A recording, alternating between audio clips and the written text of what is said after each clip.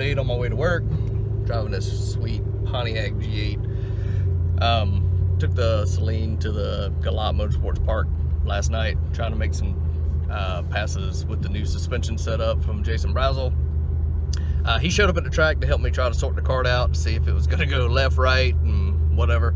And the car did great as far as the suspension. So right off the bat, it went straight down Broadway. So left, didn't flex, which was great from a driver's perspective.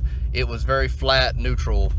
When it left, it was awesome. I mean, it planted to the point that the car needed a lot more power, not only from the hit, but down track, just to keep it moving. I mean, basically before it was pretty much twisting up real bad and unloading the car, and now it's staying planted and it wants to go, and I just don't have enough power on it to really push it down and make it go. So the other problem was, I thought I had fixed my damn misfire, and unfortunately it's still misfiring terrible. So didn't fix that at all. So that tack adapter didn't work, the coils and wires didn't fix it. So I don't know, I'm at a loss at this point. It's either one of two things.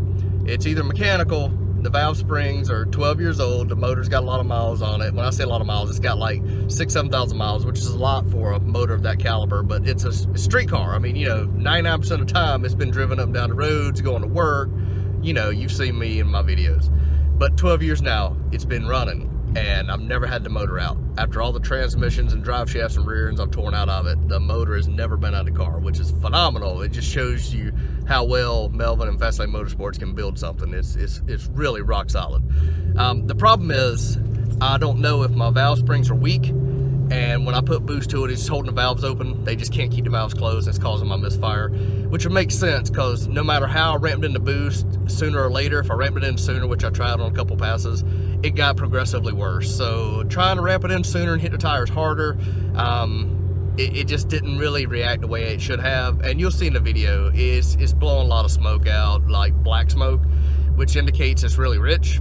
Some other theory was, I did change the fuel system over the winter last year. I've got the triple pumps from 4. On the dyno, it was like 11.3, so I know on the dyno at least it was spot on with the tune. So I don't know what the hell is going on. I don't know if it's super rich now for whatever reason, with the vacuum problems I fixed recently with the intake manifold and all that. I have not had a chance to get it back on the dyno and check it, but it feels rich. Obviously it's blowing out the spark, so it could be overly rich now and blowing the spark out, and that could be causing misfire. But it could also be the valve springs. So I have no idea. It's just aggravating. We're out here trying our best to get this thing to go down the track with new suspension and hook, and the car's hooking now and going straight as a string, and it's just frustrating. I was able to figure out that on the trans brake, with just manifold pressure, I'm able to get about 5 to 6 pounds of boost built, which isn't a lot for that car to leave on. So that's why it leaves kind of sluggish and then rolls into it with the boost controller. Unfortunately, my Blitz boost controller is very ancient. I've had it for 12 years.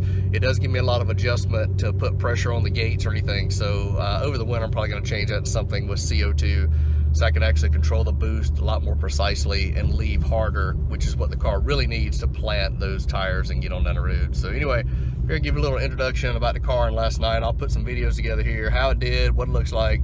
But overall, I'm real happy with the suspension mods now. The car's never left flat like that. It leaves good. It drives great. I just wish I could, get it to pull all the way through the gears, because I still can't get it to pull down the track cleanly. And unfortunately, I didn't improve on any of my time. So even though it had all those issues, it still ran the same times it's been running. So it went a 610 at like 117.